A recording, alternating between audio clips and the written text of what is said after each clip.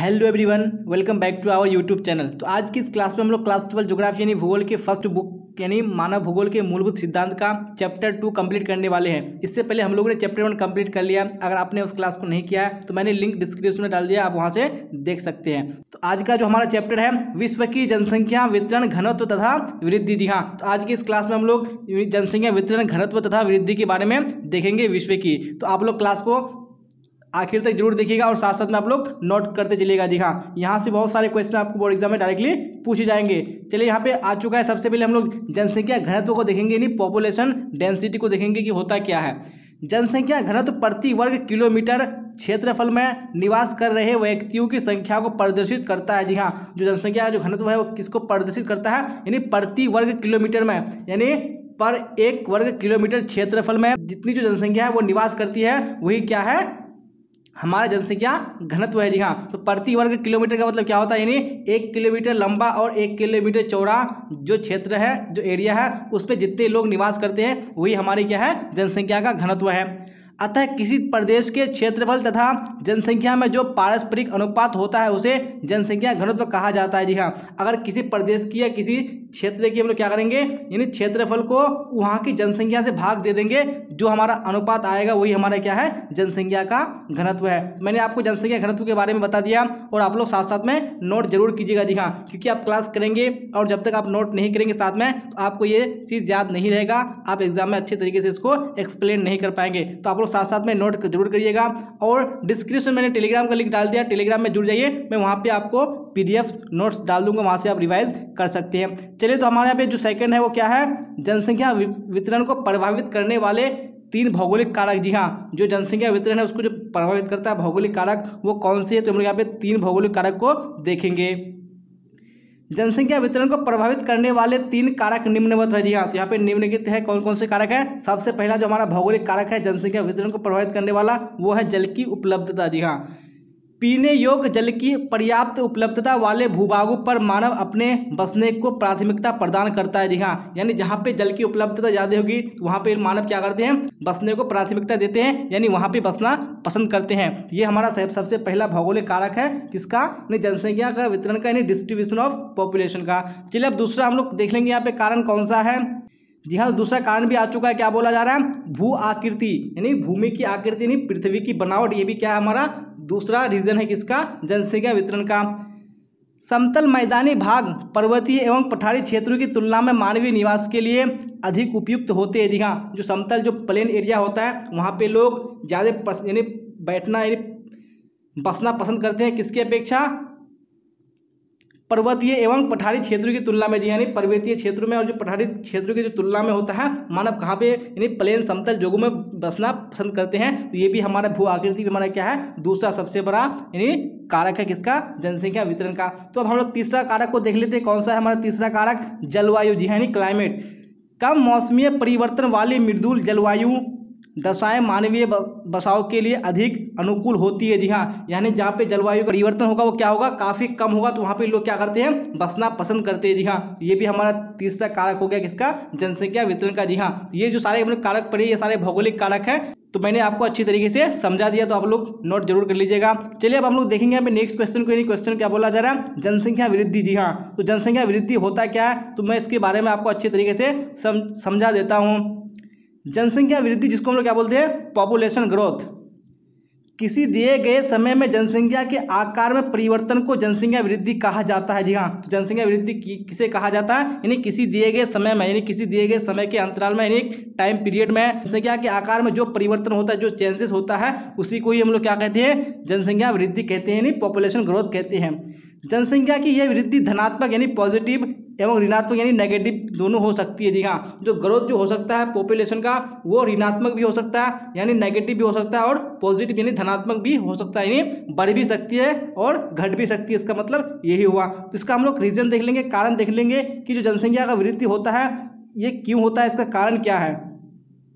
विश्व में जनसंख्या की धनात्मक वृद्धि का प्रमुख कारण मृत्यु दर की तुलना में जन्म दर का अधिक होना है। जी हाँ, जो जनसंख्या वृद्धि का जो मेन कारक है वो क्या है, यानी मृत्यु दर की तुलना में जन्म दर का अधिक होना, यानी जहाँ पे जन्म दर यानी लोग ज़्यादा पैदा होंगे, बच्चे ज़्यादा पैदा होंगे, वहाँ पे क्या होगा, जनसंख्या वृद्धि दर अधिक होगा।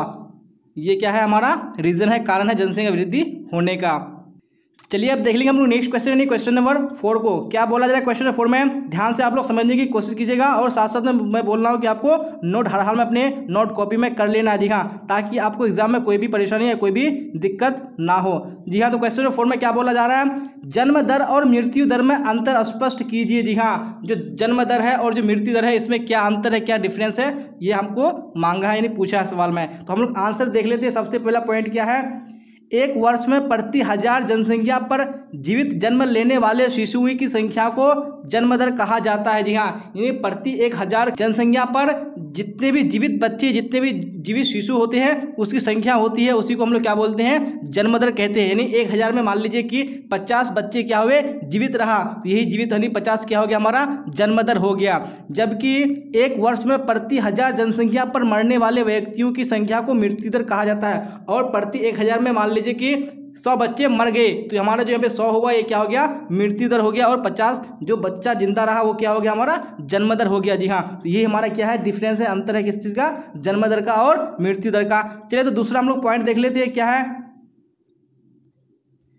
किसी मानवीय समूह में हुए सजीव जन्मों तथा जनसंख्या के मध्य अनुपात जन्म दर कहलाता है। जी हाँ, किसी मानवीय समूह में यानी किसी जो मानव का ग्रुप है उसमें सजीव जन्मों तथा जनसंख्या के यानी जितने बच्चे यानी सजीव यानी जिंदा पैदा हुए और जो टोटल जनसंख्या है उसका जो अनुपात है वो क्या कहलाता है, जन्म दर कहलाता है।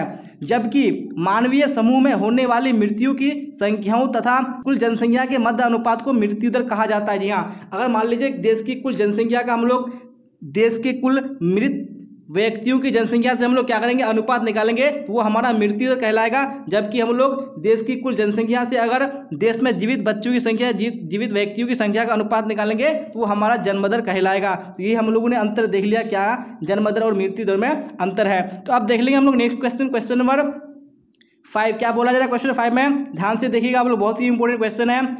आंतरिक प्रवास से क्या तात्पर्य है। जी हाँ, तो आंतरिक प्रवास से क्या तात्पर्य है यहाँ पे आपको आंसर देना है। तो मैं आपको अच्छी तरीके से समझा देता हूँ कि आंतरिक प्रवास होता क्या है।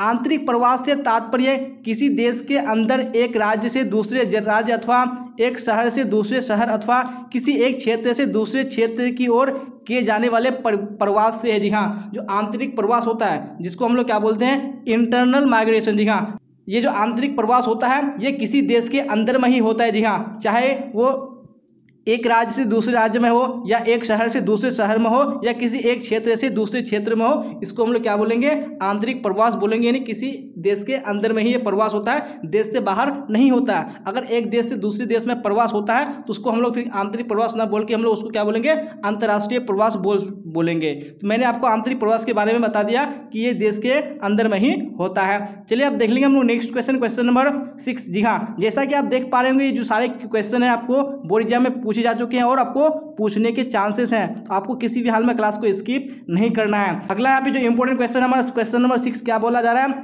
प्रवास के प्रतिकर्ष यानी पुल और जो अपकर्ष यानी पुश कारक है उसमें अंतर स्पष्ट करें। तो प्रवास के push factor and pull factor में क्या डिफरेंस है वो मैं आपको बताने वाला हूँ, तो आप लोग ध्यान से सुनिएगा। जब लोग जीविका के साधन उपलब्ध न होने के कारण गरीबी तथा बेरोजगारी के कारण नगरों की ओर प्रवास करते हैं तो इसे प्रतिकर्ष कारक कहा जाता है। जी हाँ, तो प्रतिकर्ष कारक किसे कहा जाता है, लोग जीविका के लिए अपने जीवन को यापन करने के लिए अपने यानी अपने इलाके में अपने क्षेत्र में उपलब्ध साधन न होने के कारण क्या करते हैं, नगरों की ओर, जी हाँ, शहरों की ओर क्या करते हैं, वो प्रवास करते हैं। तो इसे हम लोग क्या बोलते हैं, प्रतिकर्ष कारक बोलते हैं। यानी वैसा कारक जो आपको किसी क्षेत्र पर जाने पर क्या करता है, मजबूर करता है, यानी आपको पुश करता है, आपको ढकेलता है। इसी को हम लोग क्या बोलते हैं, प्रतिकर्ष कारक बोलते हैं। और यहीं पे अपकर्ष कारक में क्या बोला गया है, नगरीय सुविधाओं तथा आर्थिक परिस्थितियों के कारण जब लोग नगरों की ओर प्रवास करते हैं तो इसे अपकर्ष कारक कहा जाता है। जी हाँ, और जब लोग क्या करते हैं, सुविधा के लिए क्या करते हैं, नगरों की ओर यानी अपनी आर्थिक दशा है उसको सुधारने के लिए जब लोग क्या करते हैं, नगरों की ओर शहरों की ओर क्या करते हैं, प्रवास करते हैं, तो इसे यहाँ पे लोग क्या करेंगे, अपकर्ष कारक कहेंगे। जी हाँ, तो हमारे यहाँ क्या है, प्रतिकर्ष कारक है जिसके कारण हम लोग क्या कहते हैं, दिल्ली मुंबई कहीं भी जाते हैं। और दिल्ली और मुंबई में क्या है, जो अपकर्ष कारक है यहाँ पे क्या है, हमारा पुल फैक्टर है जो हमको क्या करता है, अपनी ओर खींचता है। नहीं, वहाँ पे जो सुविधाएं है वो हमको अपनी ओर आकर्षित करता है, वो हमारा क्या हो गया, अपकर्ष कारक हो गया, यानी हमारा वो पुल फैक्टर हो गया, हमको वो क्या करता है, खींचता है। जी हाँ, यहाँ पे पुल और पुश उल्टा हो गया, प्रतिकर्ष कारक मतलब क्या हो जाएगा, पुश फैक्टर, और अपकर्ष कारक मतलब पुल फैक्टर हो जाएगा। आप लोग देख लीजिएगा। चलिए अब सेकंड हम लोग अंतर को देख लेते हैं कि क्या होता है।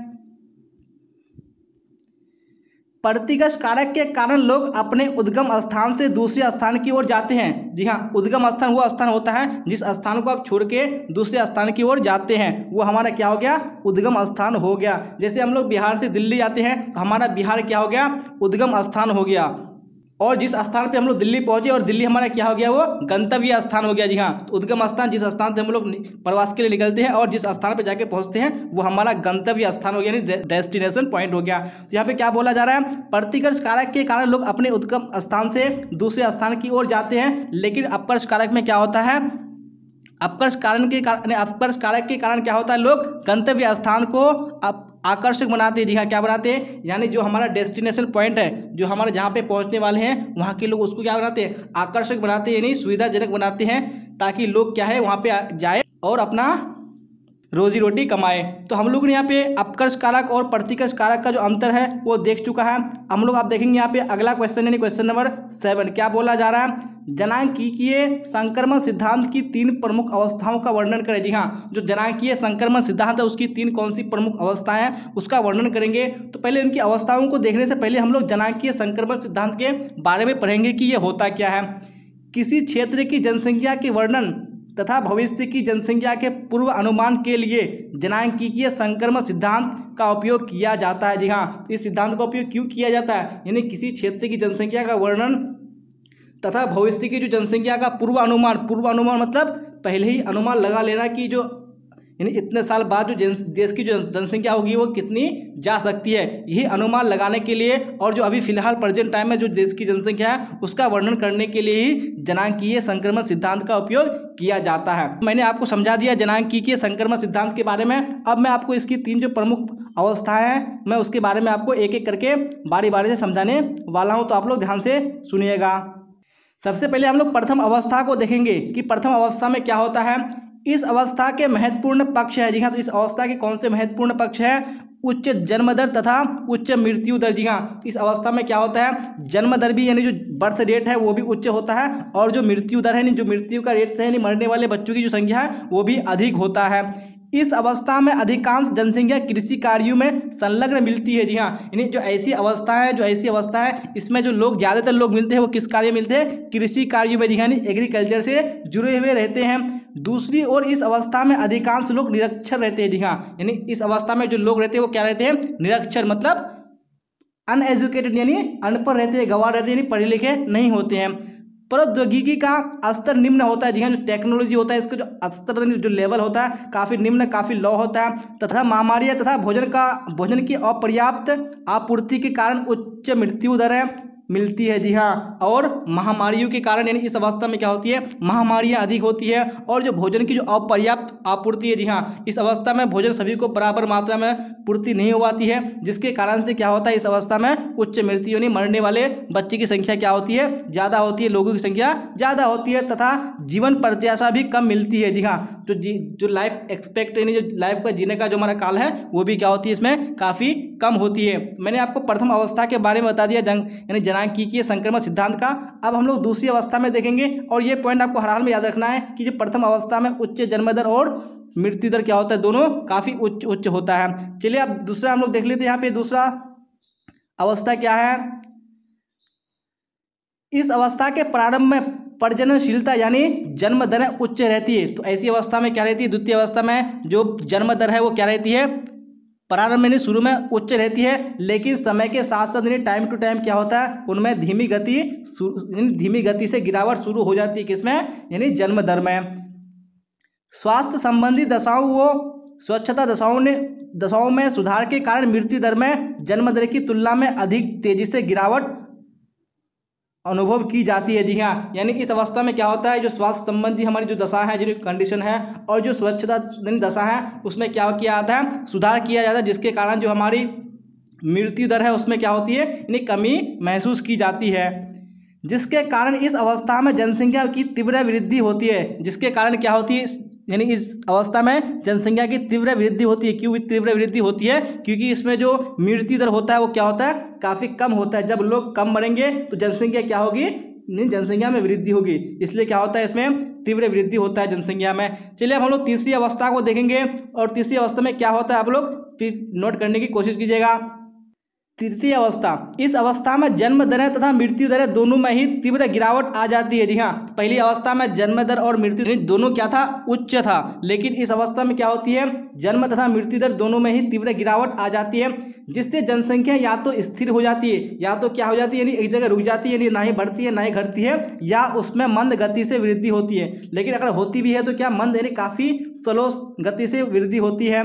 अधिकांश जनसंख्या शिक्षित होने के साथ साथ नगरीय क्षेत्रों में निवास करती है, और ऐसी अवस्था में क्या करती है, जनसंख्या शिक्षित हो जाती है, यानी लोग क्या हो जाते हैं, एजुकेटेड हो जाते हैं, जिससे वो समझ जाते हैं कि हमको जनसंख्या किस हिसाब से करना है। और जब लोग शिक्षित होंगे तो वहाँ पे डॉक्टरी भी होगा, जिससे जो हमारी जो मृत्यु दर है उसमें कमी हो जाती है, जिसके कारण जो हमारी यानी जो वृद्धि है वो काफ़ी लो हो जाती है, यानी धीमी गति से वृद्धि करती है, तथा उनके तकनीकी ज्ञान का स्तर उच्च हो जाता है। और जब लोग पढ़े लिखे होंगे तो उनके जो तकनीकी ज्ञान है, जो टेक्नोलॉजिकल उनका जो नॉलेज है वो काफ़ी बढ़ जाता है, जिसके कारण यानी मृत्यु दर और जन्म दर दोनों ही काफ़ी लो हो जाता है, जिसके कारण इस अवस्था में वृद्धि काफ़ी कम हो जाती है। तो मैंने आपको जनांक की संक्रमण सिद्धांत की जो 3 अवस्था है उसके बारे में आपको मैं पूरे एक्सप्लेन के साथ बता दिया, तो आपको बिल्कुल भी कन्फ्यूजन नहीं रखना है।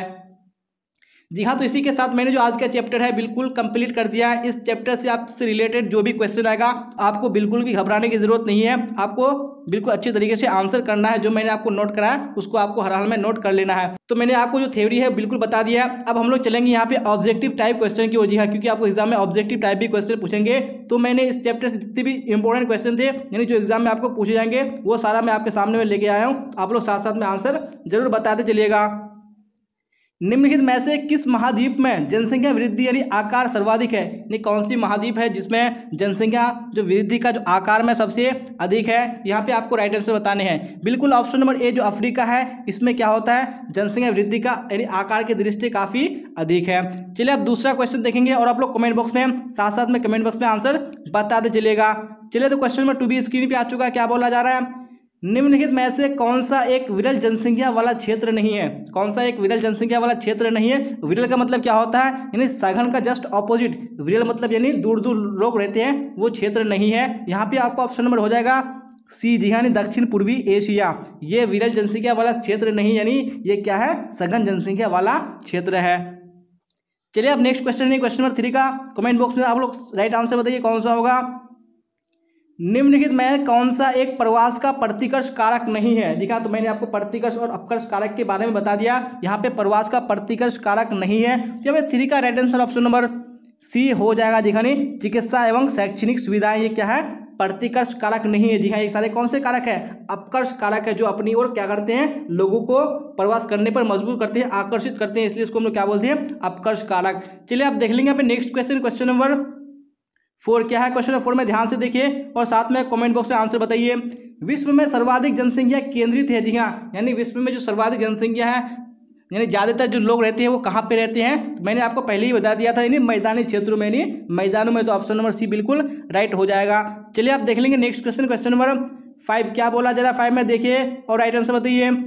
विश्व में सबसे अधिक जनसंख्या वाला महादेश है? जी हाँ, कौन सा महादेश है जो सबसे अधिक जनसंख्या वाला है? जी हाँ, तो अभी क्वेश्चन 5 का right answer option number C correct हो जाएगा, नहीं एशिया हो जाएगा। देख लेंगे नेक्स्ट क्वेश्चन, तो आप लोग साथ साथ में इसी तरह आंसर बताते चलिए, और अगर आपको नहीं पता है तो आप लोग साथ साथ में नोट करते चलिए। जनसंख्या वितरण को प्रभावित करने वाले कारकों में से सबसे महत्वपूर्ण कारक कौन सा है? जी हाँ, कौन सा सबसे महत्वपूर्ण कारक है जनसंख्या वितरण को प्रभावित करने में? तो यहाँ पे 6 का right answer option number D हो जाएगा। जी हाँ, सबसे जो बड़ा कारण है वो क्या है, जलवायु। जी हाँ, क्या है, क्लाइमेट। चलिए आप देख लेंगे यहाँ पे नेक्स्ट क्वेश्चन, क्वेश्चन नंबर 7 क्या है। क्वेश्चन नंबर 7 में अमेजन नदी बेसिन में किस तरह की जनसंख्या पाई जाती है? जी हाँ, किस टाइप की जनसंख्या पाई जाती है अमेजन नदी बेसिन में? तो यहाँ पे 7 का right answer option number B हो जाएगा। जी हाँ, साधारण जनसंख्या पाई जाती है किसमें, अमेजन नदी बेसिन में। चलिए आप देख लेंगे नेक्स्ट क्वेश्चन, क्वेश्चन नंबर 8 क्या बोला जा रहा है। क्वेश्चन नंबर 8 में देखिए राइट आंसर बताइए। विश्व में सबसे अधिक जनसंख्या वाला देश कौन सा है? कौन सा देश है जिसमें सबसे अधिक जनसंख्या पाई जाती है? यहाँ पे 8 का right answer option number B बिल्कुल करेक्ट हो जाएगा जी हाँ, चीन। और दूसरे नंबर पे कौन है? हमारा भारत। चलिए अब देख लेंगे नेक्स्ट क्वेश्चन, क्वेश्चन नंबर 9। क्या बोला जा रहा है 9 में, देखिए और राइट आंसर बताइए। निम्न में से कौन सा क्षेत्र कम घनत्व वाला नहीं है? यानी कौन सा क्षेत्र है जो कम घनत्व वाला नहीं है, मतलब ज्यादा घनत्व वाला है? तो यहाँ पे 9 का right answer option number B correct हो जाएगा जी हाँ, दक्षिण पूर्वी एशिया। ये क्या होता है? यानी ये सघन घनत्व वाला है। चलिए अब देख लेंगे नेक्स्ट क्वेश्चन, क्वेश्चन नंबर 10। क्या बोला जा रहा है क्वेश्चन नंबर 10 में, देखिए साथ साथ में और कमेंट बॉक्स में राइट आंसर बताइए कौन सा होगा। निम्न जनसंख्या वाला महादेश कौन सा है? कौन सा महादेश है जो निम्न यानी कम जनसंख्या वाला है? तो यहाँ पे 10 का right answer option number B हो जाएगा दिखानी ओशनिया। ओशनिया क्या होता है? यानी ऑस्ट्रेलिया एवं जो नजदीकी द्वीप समूह है उसी को ओशनिया बोला जाता है, यानी दोनों को साथ में मिला करके। तो ऑप्शन नंबर बी बिल्कुल राइट आंसर हो जाएगा। चलिए अब क्वेश्चन नंबर 11 को देख लीजिए क्या बोला जा रहा है, फिर साथ साथ में कमेंट बॉक्स में आंसर बताइए। 21वीं शताब्दी के प्रारंभ में विश्व की जनसंख्या दर्ज की गई। जी हाँ, 21वीं शताब्दी में जो विश्व की जनसंख्या है वो कितनी दर्ज की गई थी? यहाँ पे 11 में right answer option number C हो जाएगा जी हाँ, 600 करोड़ हो जाएगा। चलिए आप क्वेश्चन नंबर 11 हो चुका है, 12 का राइट आंसर बताइए कौन सा होगा। निम्नलिखित में से किस महाद्वीप में जनसंख्या वृद्धि सर्वाधिक है? यानी कौन सा महाद्वीप है जिसमें जो वृद्धि है वो जनसंख्या का सर्वाधिक है? तो 12 का right answer option number D हो जाएगा जी हाँ, क्या हो जाएगा? एशिया हो जाएगा। चलिए आप देख लेंगे नेक्स्ट क्वेश्चन, क्वेश्चन नंबर 13। क्या बोला जाए 13 में, देखिए साथ साथ में और राइट आंसर बताइए। सबसे अधिक जनसंख्या वाला महाद्वीप कौन सा है? कौन सा महाद्वीप है जिसमें सबसे अधिक जनसंख्या पाई जाती है? तो 13 का right answer option number C हो जाएगा जी हाँ, क्या हो जाएगा? एशिया हो जाएगा। चलिए अब नेक्स्ट क्वेश्चन देख लेंगे हम लोग, क्वेश्चन नंबर 14। क्या बोला जा रहा है 14 में, तो बिना किसी देरी किए आप लोग कमेंट बॉक्स में आंसर बताते चलिए। किस वर्ष विश्व की मानव जनसंख्या 6 अरब हुई? जी हाँ, तो कौन सी वर्ष में हुई थी? तो यहाँ पे 14 का right answer option number D correct हो जाएगा, नहीं वर्ष 1999 ईस्वी में। चलिए आप देख लीजिए यहाँ पे नेक्स्ट क्वेश्चन, क्वेश्चन नंबर 15। क्या बोला जा रहा है, किस द्वीप में सर्वाधिक जनसंख्या घनत्व पाया जाता है? तो कौन सा द्वीप है जिसमें सबसे अधिक जनसंख्या घनत्व पाया जाता है? तो 15 का right answer option number A correct हो जाएगा दिखानी जावा हो जाएगा। चलिए आप देख लेंगे यहाँ पे नेक्स्ट क्वेश्चन यानी क्वेश्चन नंबर 16 को। क्या बोला जा रहा है 16 में, देखिए और राइट आंसर बताइए। निम्न में से कौन एक जनसंख्या परिवर्तन का कारक नहीं है? तो कौन सा कारक नहीं है? तो 16 का राइट आंसर ऑप्शन में बी बिल्कुल करेक्ट हो जाएगा दिखानी आवास। ये जनसंख्या परिवर्तन का ये कारक बिल्कुल भी नहीं है, लेकिन प्रवास और जन्म और मृत्यु ये क्या है? ये कारक है किसके? जनसंख्या परिवर्तन के। चलिए आप देख लेंगे नेक्स्ट क्वेश्चन, क्वेश्चन नंबर 17। क्या बोला जा रहा है 17 में, प्रतिकर्ष और अपकर्ष कारक उत्तरदायी है। जी हाँ, ये जो कारक जो है किसके लिए उत्तरदायी है? तो 17 का right answer option number A correct हो जाएगा। यानी प्रवास का ये क्या है? उत्तरदायी यानी कारक है, जिसके कारण से क्या होती है? प्रवास होती है किसमें? यानी प्रतिकर्ष और अपकर्ष कारक के कारण। चलिए आप देख लेंगे नेक्स्ट क्वेश्चन, क्वेश्चन नंबर 18। क्या बोला जा रहा है, जनसंख्या आकार के अनुसार विश्व का द्वितीय बृहत्तम महाद्वीप कौन सा है? जी हाँ, यानी कौन सा महाद्वीप है जो दूसरे नंबर पर है जिसमें जनसंख्या आकार में? जी हाँ, तो यहाँ पे right answer option number D यानी अफ्रीका बिल्कुल करेक्ट हो जाएगा। चलिए अब देख लेंगे हम लोग नेक्स्ट क्वेश्चन, क्वेश्चन नंबर 19। क्या बोला जा रहा है 19 में, देखिए और कमेंट बॉक्स में राइट आंसर बताइए कौन सा होगा। निम्नलिखित में से कौन एक जन स्थानांतरण का अपकर्ष कारक नहीं है? कौन से यहाँ पे एक अपकर्ष कारक नहीं है? यहाँ पे 19 का right answer option number A हो जाएगा दिखानी रहन सहन की ये निम्न दशाएं ये अपकर्ष कारक नहीं है किसका? ये जन स्थानांतरण का। चलिए आप देख लेंगे नेक्स्ट क्वेश्चन, क्वेश्चन नंबर 20।